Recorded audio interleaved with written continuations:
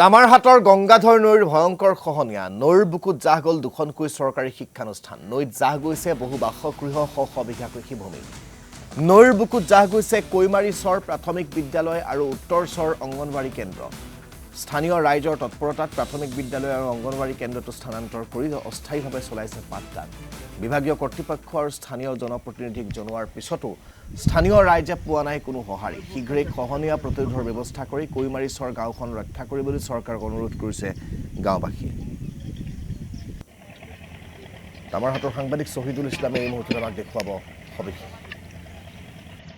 হয় বৰ্তমান মই উপস্থিত হৈ আছো গংগাধাৰ নৈৰ চৰত আৰু গংগাধাৰ নৈয়ে যি গৰাখহনীয়াৰ সৃষ্টি কৰিছে তাৰ ফলত কিন্তু দেখা গৈছে যে চৰকাৰী যিসমূহ প্ৰতিষ্ঠান আছে সেই প্ৰতিষ্ঠানসমূহ ইতিমধ্যে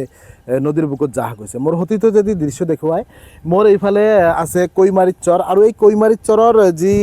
এখন প্ৰাথমিক বিদ্যালয় আছে সেই বিদ্যালয়ৰ যিসমূহ গৃহ আছে সেই গৃহসমূহ ইতিমধ্যে নদীৰ বুকুত জাহ গৈছে আৰু সমান্তৰালভাৱে যদি ক'বলৈ যোৱা হয় ইয়াত অংগনবাদী এখন যে কেন্দ্ৰ আছিল সেই কেন্দ্ৰখনো ইতিমধ্যে নদীৰ বুকুত জাহ গৈছে ফলত কিন্তু দেখা গৈছে যে এই স্থানৰ যিসমূহ ৰাইজ আছে সেইসমূহ ৰাইজ কিন্তু এক প্ৰকাৰ হাহাকাৰ পৰিস্থিতিৰ সৃষ্টি হৈছে অকল বিদ্যালয় নহয় যিসমূহ খেতিপথাৰ আছে সেই খেতিপথাৰসমূহো ইতিমধ্যে নদীৰ বুকুত জাহ গৈছে স্থানীয় যিসমূহ জনপ্ৰতিনিধি আছে জনপ্ৰতিনিধিসমূহৰ লগত বাৰম্বাৰে যোগাযোগ কৰিছে এই খেতিপথাৰটো দূৰৰ কথা যি চৰকাৰী বিদ্যালয় আছে সেই বিদ্যালয় ৰক্ষা কৰাৰ ক্ষেত্ৰত কিন্তু কোনো ধৰণৰ পদক্ষেপ গ্ৰহণ কৰা নাই তাৰ ফলত কিন্তু যিসমূহ স্থানীয় ৰাইজ আছে সেই ৰাইজ কিন্তু ইতিমধ্যে ক্ষোভ প্ৰকাশ কৰিছে আৰু এটা কথা ক'ব লাগিব যে এইখন অঞ্চল পূৰ্বে কিন্তু গোলগঞ্জ সমষ্টিত আছিল আৰু এইবাৰ নতুনকৈ গৌৰীপুৰ সমষ্টিত অন্তৰ্গত হৈছে আৰু তাৰ ফলত কিন্তু দেখা গৈছে যে উন্নয়নৰ যি প্ৰক্ৰিয়া সেই প্ৰক্ৰিয়া কিন্তু একেবাৰে স্থবিৰত হৈ পৰিছে তাৰ ফলত কিন্তু ইয়াত গৰাখহনীয়া প্ৰতিৰোধ কৰাৰ ক্ষেত্ৰত কোনো ধৰণৰ গুৰুত্ব নাই স্থানীয় এজন ব্যক্তি আছে মই কথা পাতিবলৈ যতন নহয় দাদা আপুনি যদি এইফালে আহে কি ক'ব আপোনালোকৰ যি গৰাখহনীয়া বিদ্যালয় ইতিমধ্যে নৈৰ বুকুত জাহ গৈছে কি ক'ব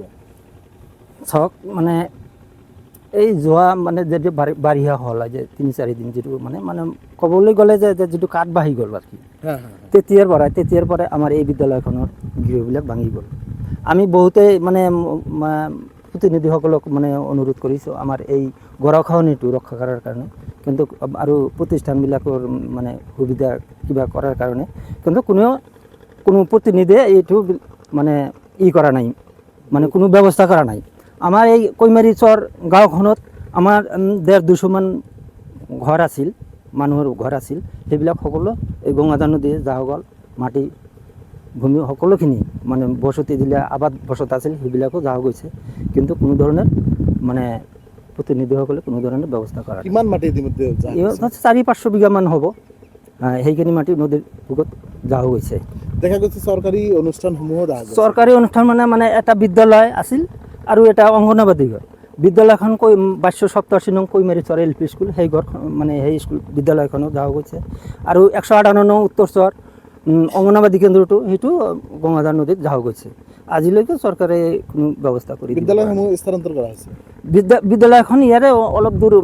মানে ৪-৫টা ঘৰ আছে তাতে গৈ মানে বিদ্যালয়খন উঠাই ৰখা হৈছে আমি মানে কমিটিয়ে আৰু মাষ্টাৰৰ লগত যোগাযোগ কৰি সেইখিনি কৰিছোঁ আৰু তাতে চলাই আছোঁ দেখা গৈছে চৰকাৰী বিদ্যালয় কিন্তু চৰকাৰে ৰক্ষা কৰিব পৰা নাই আৰু এটা কথা হ'ল যে আমাৰ দুজন শিক্ষক আছে সিহঁতে নদী পাৰ হৈ আহিব লাগে আৰু ২-এটা ল'ৰা ছোৱালী আহিব লাগে সিহঁতৰ মানে গংগাধাৰ নদী পাৰ হৈ আহোঁতে কিবা যাতায়াতৰ মানে অসুবিধা হয় মানে লৌকাৰ অসুবিধা হয় চৰকাৰে তেনেকুৱাও ব্যৱস্থা কৰি দিব পৰা নাই আমি শুনিছোঁ বহুত জেগা বোলে তেনেকুৱা মানে পাৰ ঘাট হোৱাৰ কাৰণে কিবা একটা ব্যৱস্থা কৰি দিয়ে কিন্তু আজিলৈকে আমাক সেইখিনি কোনো ব্যৱস্থা কৰি দিব পৰা নাই কি আহ্বান শহীদুল আপোনাক এই মুহূৰ্তত ধন্যবাদ জ্ঞাপন কৰিছোঁ